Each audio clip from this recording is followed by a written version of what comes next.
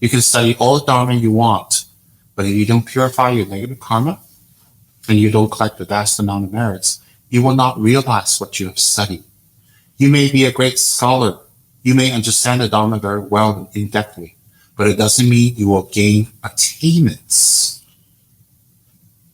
It doesn't mean you will rise above samsara.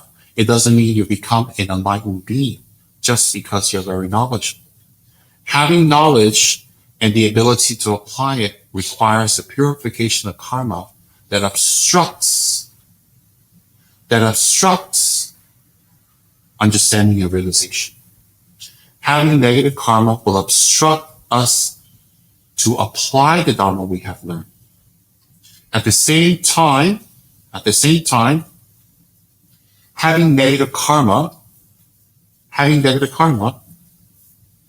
will obstruct us from having pure view of our teacher, will obstruct us from understanding and learning the Dharma, and to apply it.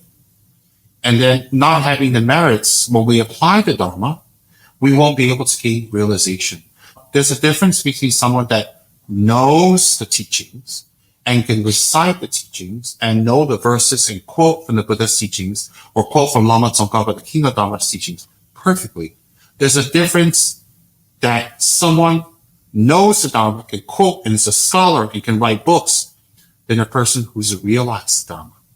A person who's realized the Dharma, they have realized the true nature of the causes of suffering, the Four Noble Truths, the 12 independent things. They have not only know it, they not only understand it, but they have realized it. When they have realized it, they no longer go back to that confused, contaminated state of mind that creates that type of karma.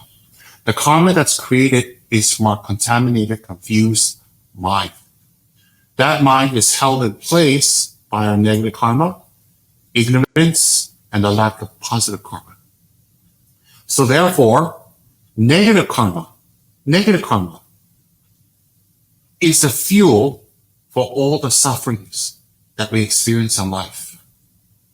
There isn't a so-called God who gives us sufferings, because why would we pray to a God that gives sufferings? Why wouldn't we pray to the same God that gave us the sufferings or allowed the same sufferings to happen? So it is not so much of a God that gives you sufferings or a God that takes away your suffering.